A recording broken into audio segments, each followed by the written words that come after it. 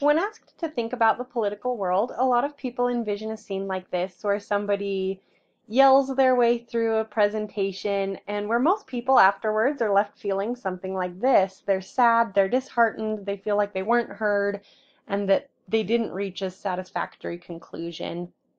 So a lot of people, when they think of politics, it's this, where one person blusters their way through, everyone else is left feeling like this, and that's what politics is in their mind.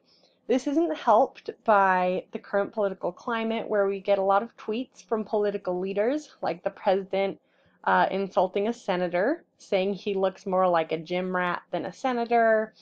We have senators firing back at the president with saying that the White House has become an adult daycare center, that we need to hashtag alert the daycare staff.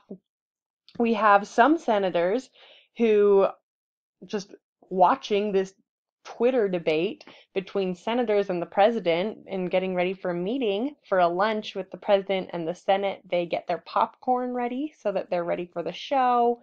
So a lot of people envisioning this idea of politics, they have the question, is there something that can be done about this? Is there a solution, or even should we care? So the book The Political Classroom, Evidence in Ethics in Democratic Education by Diana Hess and Paula McAvoy argues that yes, we should care, and there is something that can be done about this. There's a better way to engage in politics. So they say the goal of the political classroom is to be as authentic as possible to the real world political environment in which we hope young people will engage without contributing to the many problems that mark contemporary democracy. So in other words, the goal of a political classroom is to show students what the political world is like. They're not going to be high school students forever. They're going to graduate someday and have to engage.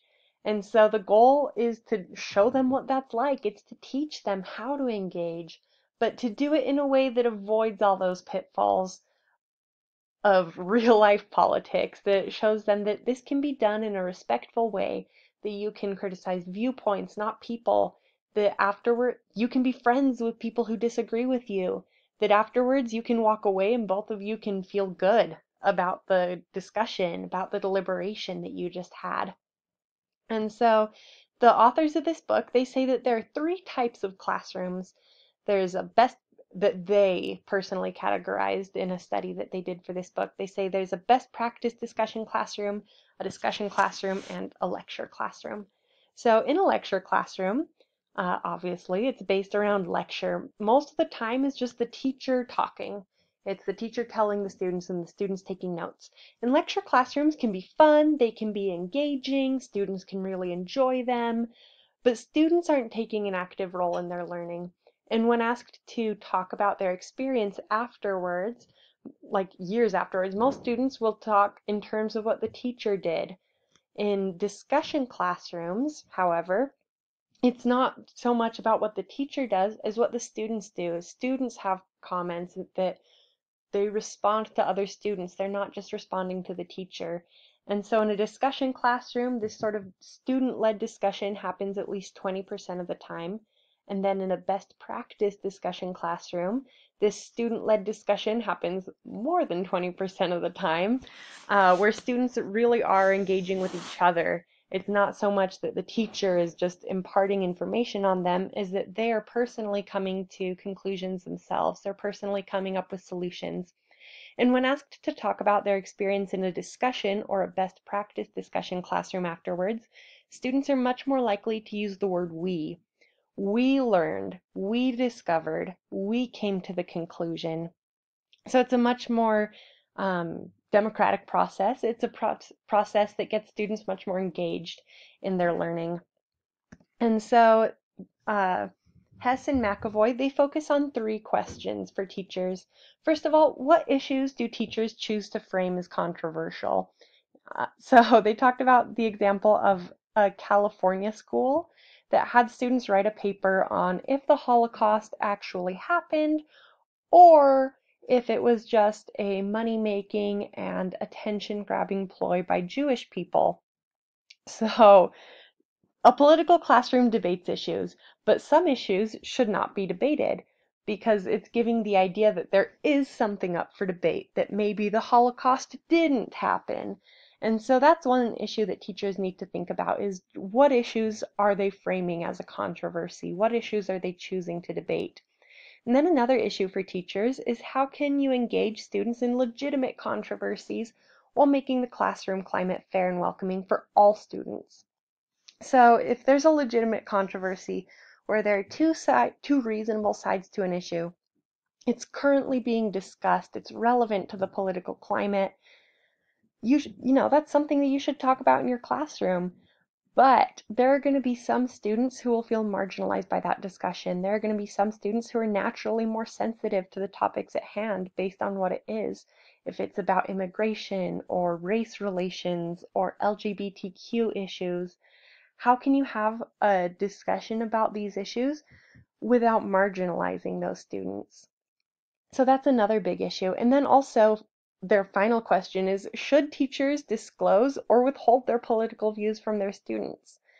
And ultimately, they don't really give any hard answers. Instead, they say that all of this depends on evidence. Is there evidence that this is a open and shut case? Is it something that can be debated? But also, what are the aims of the teacher? Do you want to promote tolerance? Do you just want students to have knowledge of the legislative process? Do you want them to be autonomous? So, as in all areas of teaching, your objectives are going to inform what sort of issues you talk about and how.